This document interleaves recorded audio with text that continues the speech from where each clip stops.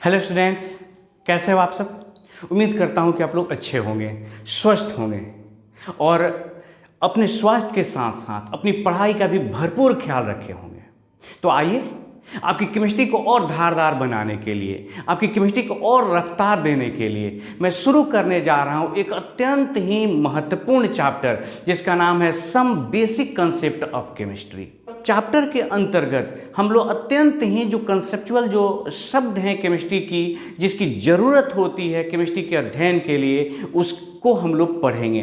तो चैप्टर का नाम है, नोट कर लीजिए, some basic concept of chemistry. इसमें बेसिक मतलब बेसिक, सबसे पहले हम लोग शुरू करने जा रहे हैं तो ओरिजिन ऑफ केमिस्ट्री। केमिस्ट्री शब्द जो है उसकी उत्पत्ति।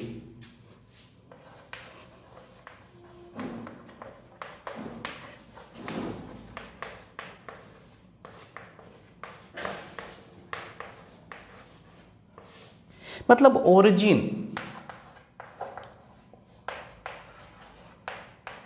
जिन ऑफ द वर्ड केमिस्ट्री।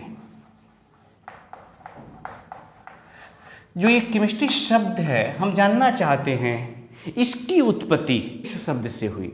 तो केमिस्ट्री शब्द की उत्पत्ति को लेकर के मतांतर है, लेकिन अधिकांश वैज्ञानिकों का जो मानना है वो ये है कि जो केमिस्ट्री शब्द है, ध्यान दीजिएगा स्टूडेंट्स, ये बना हुआ है, इसकी उत्पत्ति हुई है ग्रीक भाषा से। Derive from Greek word. कौन सा वो ग्रीक भाषा का शब्द है जिससे केमिस्ट्री की उत्पत्ति हुई? तो शब्द है, बड़ा ही प्यारा सा शब्द है, केमिया। केमिया शब्द से उत्पन्न हुआ। क्या मतलब है केमिया का? तो इसका अर्थ है, केमिया का अर्थ है the art of metal working. The art of metal working. कुछ बुक में इसका अर्थ लिखा रहता है ब्लैक सॉइल, काली मिट्टी, ब्लैक सॉइल। तो ये है केमिस्ट्री शब्द जिसकी उत्पत्ति केमिया से मानी जाती है। केमिया ग्रीक भाषा का शब्द है और उसका अर्थ होता है the art of metal working. तो सबसे पहला पॉइंट नोट करिए और फिर अब जानने की कोशिश करते हैं कि व्हाट इज केमिस्ट्री। केमिस्ट्री का परिभाषा क्या है, कि व्हाट इज केमिस्ट्री।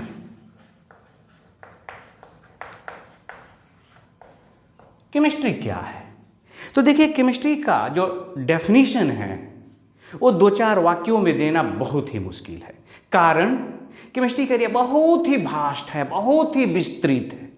लेकिन फिर भी इस तरह से आप पहले समझिए, केमिस्ट्री क्या है? तो पदार्थ का अध्ययन है, पदार्थ का अध्ययन। पदार्थ में क्या चीज? तो पदार्थ के गुणों का अध्ययन, पदार्थ के गुणों का अध्ययन। क्या कुछ और? हाँ बिल्कुल, पदार्थ की संरचना का अध्ययन,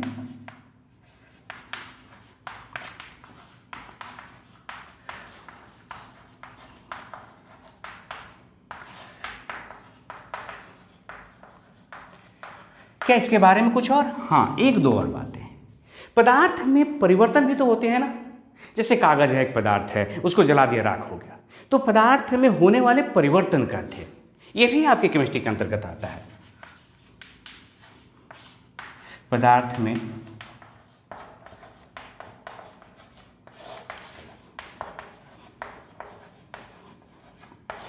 और एक लास्ट बात यह है, परिवर्तन क्यों हो रहे हैं, उसको कौन नियंत्रित कर रहा है, उस कारकों का भी अध्ययन।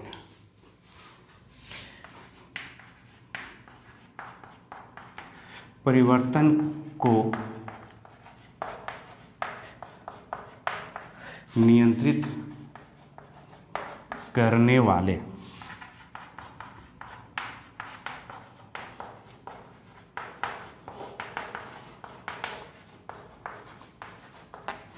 हो गया आपके लिए बेहद आसान। स्टूडेंट्स देखो ध्यान से, कितना मज़ा आ गया ना। आप जानना चाहते हैं कि व्हाट इज़ केमिस्ट्री, केमिस्ट्री क्या है, तो कह सकते हैं केमिस्ट्री क्या है, तो विज्ञान की एक शाखा है, ब्रांच है। कौन सी ब्रांच है, तो रसायन विज्ञान की वह शाखा जिसके अंतर्गत क्या अध्ययन करते हैं आप, पदार्थ का अध्ययन, पदार्थ के गुणों का अध्ययन, पदार्थ की संरचनाओं का अध्ययन, और साथ ही साथ पदार्थ में होने वाले परिवर्तन का अध्ययन, और परिवर्तन को नियंत्रित करने वाले जो कारक हैं, ये कारकों का अध्ययन हो गया। रसायन विज्ञान क्या है, तो विज्ञान की वह शाखा जिसके अंतर्गत पदार्थ, पदार्थ के गुण, पदार्थ की संरचना, उसमें होने वाले परिवर्तन और परिवर्तनों को नियंत्रित करने वाले कारकों का अध्ययन किया जाता है। How simple. अब आइए कुछ और बातें। आप पूरी बातों से एक ही निष्कर्ष निकाल रहे हैं कि वास्तव में क्या है chemistry, the study of matter या स्टडी ऑफ सब्सटेंस। हाँ बिल्कुल सही आप सोच रहे हैं। अगर ऐसा आप सोच रहे हैं तो आप लिख सकते हैं केमिस्ट्री के बारे में, chemistry is the study of matter. साथ ही साथ इसमें एक और बात है, इसमें परिवर्तन का अध्ययन एंड चेंजेज इट अंडरगोज। इसमें किसी तरह का कोई अगर परिवर्तन हो रहा है ना, तो उस परिवर्तन, तो याद रखिए क्या है, तो मैटर का अध्ययन है और चेंजेज अंडरगो इट। अब यहां से एक दो और बातें आपको केमिस्ट्री के बारे में मैं बताना चाहूँगा।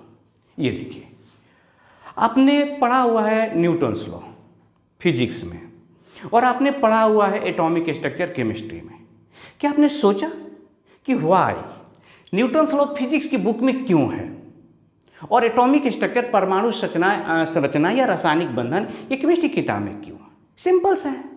तो आइए क्लियर करते हैं केमिस्ट्री क्या चीज़ है। तो chemistry is the study of atoms and molecules. जहाँ कहीं भी एटम मोलिक्यूल हो ना मित्र, समझ लेना वो केमिस्ट्री है। Chemistry is the study of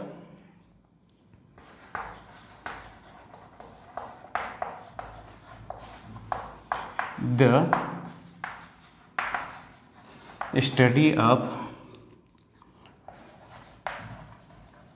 atoms and molecules.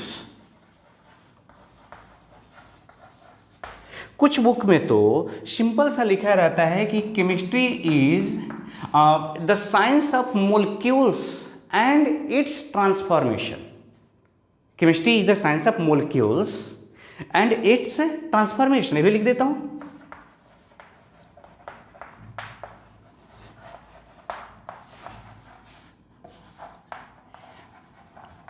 Science of molecules and it's transformation. Molecules और इसके ट्रांसफॉर्मेशन, परिवर्तन का क्या है, ये तो विज्ञान है। दो तीन और छोटी छोटी बातें। केमिस्ट्री के बारे में कहा जाता है कि chemistry is an experimental science. याद रखिएगा स्टूडेंट्स, प्रायोगिक है। Chemistry is an experimental science. क्या है, प्रायोगिक विज्ञान है। अच्छा एक और बात है, प्रयोग होते लैब चाहिए ना, इसीलिए केमिस्ट्री के बारे में एक और स्टेटमेंट है, chemistry the science of lab.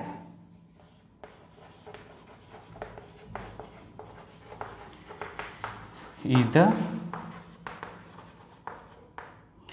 Science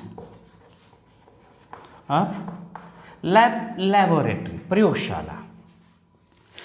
एक और महत्वपूर्ण बात कि केमिस्ट्री जो है ना, अगर आप फिजिक्स पढ़ना चाहते हैं पूरा डिटेल, बायोलॉजी पर कोई भी विज्ञान पढ़ना चाहते हैं, विज्ञान के ब्रांच को, तो केमिस्ट्री की आवश्यकता होगी। आपको ये जान के खुशी होगी कि मैं वो सब्जेक्ट को पढ़ाने जा रहा हूँ जिसको सेंट्रल साइंस कहा जाता है। तो chemistry is the central science.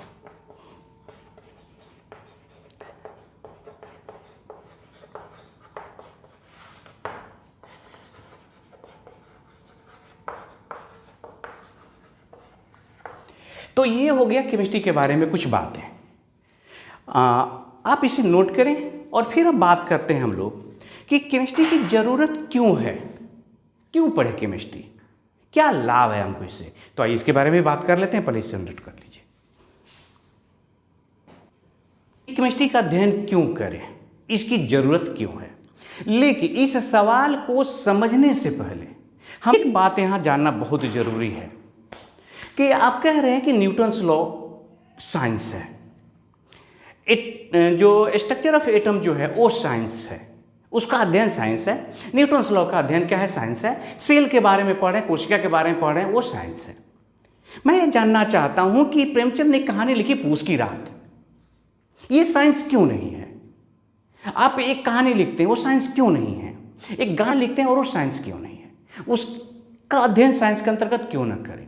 तो आप इसको सवाल के जवाब जानने से पहले आप ये जानिए कि कोई भी ज्ञान, कोई भी अध्ययन साइंस है यदि वो 3 चरण से होके गुजरे। प्रयोग, पहले तो एक्सपेरिमेंट बेस्ड होना चाहिए, प्रयोग पर आधारित होना चाहिए। तो प्रयोग करने के बाद अब ऑब्जर्वेशन करेंगे, परीक्षण करेंगे, परीक्षण तब जाके निष्कर्ष निकालेंगे। अगर कोई भी ज्ञान आपका प्रयोग, निरीक्षण या परीक्षण और निष्कर्ष पर आधारित है तो उसको विज्ञान कहेंगे। प्रयोग होना चाहिए, परीक्षण माने ऑब्जर्वेशन, देखना, प्रयोग, परीक्षण और निष्कर्ष। अगर इस पर आधारित ज्ञान है तो उसका नाम क्या है, विज्ञान। अब सोचिए, प्रेमचंद ने कहानी लिखी पूस की रात, क्या उन्होंने कोई एक्सपेरिमेंट किया, प्रयोग किया, क्या कोई परीक्षण किया, ऑब्जर्वेशन किया, कोई निष्कर्ष निकाला। की कहानी, आपके द्वारा लिखी गई कहानी, आपके द्वारा गाया गया गीत, वो साइंस नहीं है।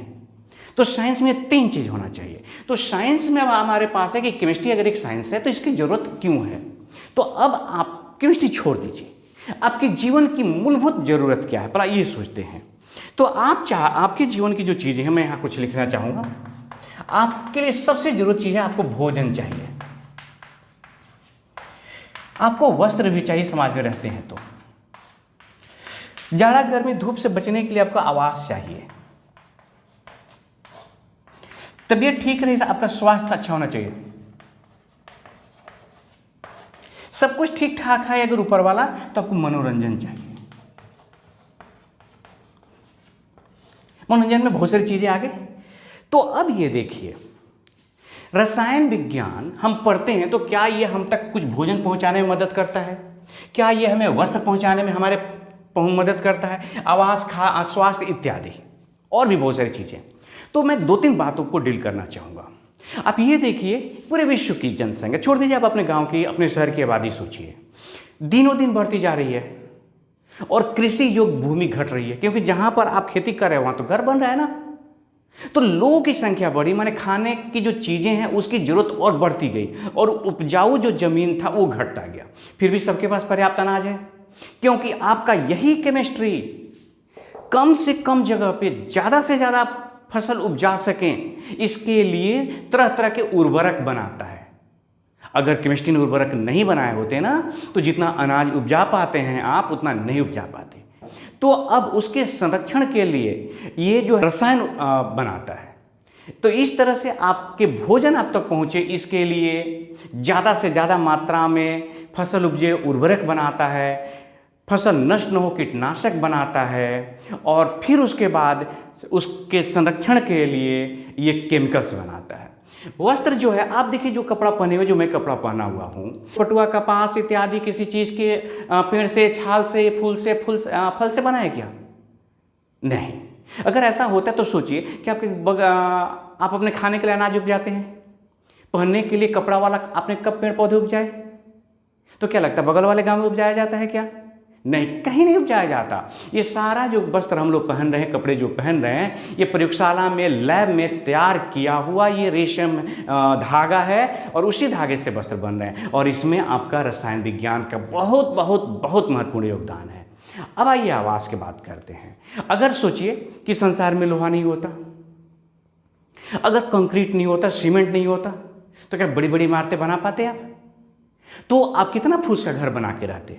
तो यहाँ केमिस्ट्री ने आपके पास क्या किया कि जो आवास के लिए जितनी भी आवश्यक सामग्री है मजबूत, वो सब आपका रसायन विज्ञान इसमें मुहैया कराता है।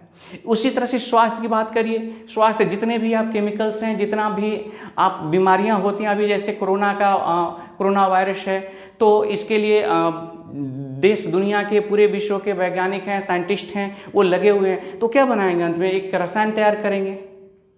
तो इस तरह से स्वास्थ्य का ध्यान रखता है, मनोरंजन का ध्यान रखता है। तो रसायन विज्ञान आपकी जितनी जीवन में आवश्यकताएं हैं आपके विकास के लिए, उसके लिए सारी चीज़ें उपलब्ध कराता है। अतः रसायन विज्ञान का अध्ययन आवश्यक है। आप इतना ही जानिए कि जीवन के प्रत्येक कदम पर रसायन विज्ञान की आवश्यकता है।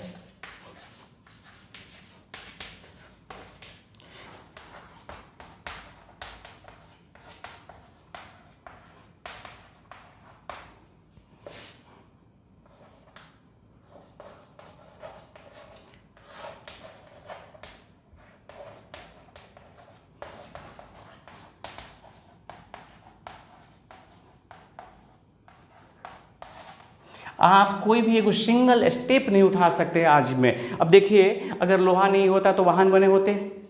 पेट्रोल, डीजल, पेट्रोलियम, ये सारे पदार्थ कहाँ से आते हैं? सब केमिस्ट्री कहीं देना है ना। तो इस तरह से जीवन के हर कदम पर आपको रसायन विज्ञान की आवश्यकता है। तो आप इसमें से कुछ बातों को नोट कर लीजिए और फिर हम बात करते हैं ब्रांचेज ऑफ केमिस्ट्री। समझते हैं, अगर मान लीजिए कि केमिस्ट्री एक बहुत बड़ा अगर एक पेड़ है, तो इस पेड़ पे बहुत सारी डालियां हैं। ये है आपका केमिस्ट्री।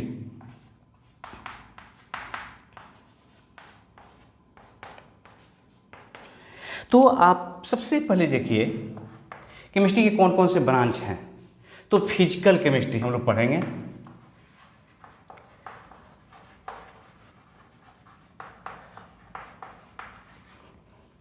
आप पढ़ेंगे इनऑर्गेनिक केमिस्ट्री।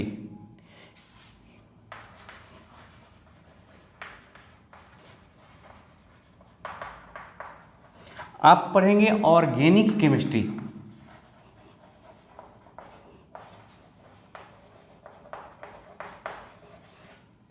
आप पढ़ेंगे बायोकेमिस्ट्री।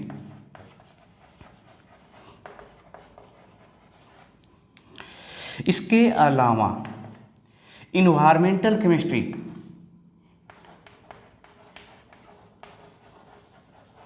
पर्यावरण,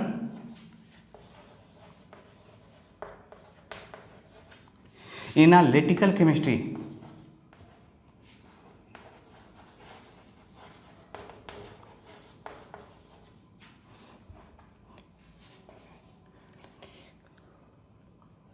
केमिस्ट्री,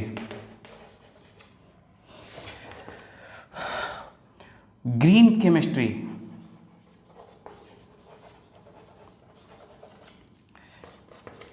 आप जानिए एग्रीकल्चर केमिस्ट्री,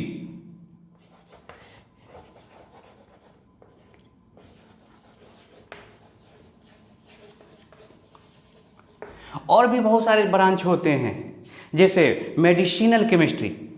तो ये सब केमिस्ट्री के ब्रांचेज हैं, जिसमें से प्रमुखता से हम लोग फिजिकल केमिस्ट्री माने भौतिक रसायन, इनऑर्गेनिक केमिस्ट्री माने अकार्बनिक रसायन, ऑर्गेनिक केमिस्ट्री कार्बनिक रसायन, बायोकेमिस्ट्री, ये हम लोग पढ़ने वाले हैं। ये हम लोग के सिलेबस में है। तो आपका जो सिलेबस है वो इस तीनों को समाहित करता है। चारों चीज़ें हैं। 12वीं क्लास में बायोकेमिस्ट्री के बारे में बायोमोलिक्यूल्स करके है, नहीं तो समान तौर पे फिजिकल, इनऑर्गेनिक और ऑर्गेनिक केमिस्ट्री तो पढ़ना ही पढ़ना है। तो हम लोग शुरू करेंगे सबसे पहले फिजिकल केमिस्ट्री, और फिर इसी के साथ आज का वीडियो हम समाप्त करते हैं। तब तक अपना ख्याल रखिएगा। जय हिंद, जय भारत।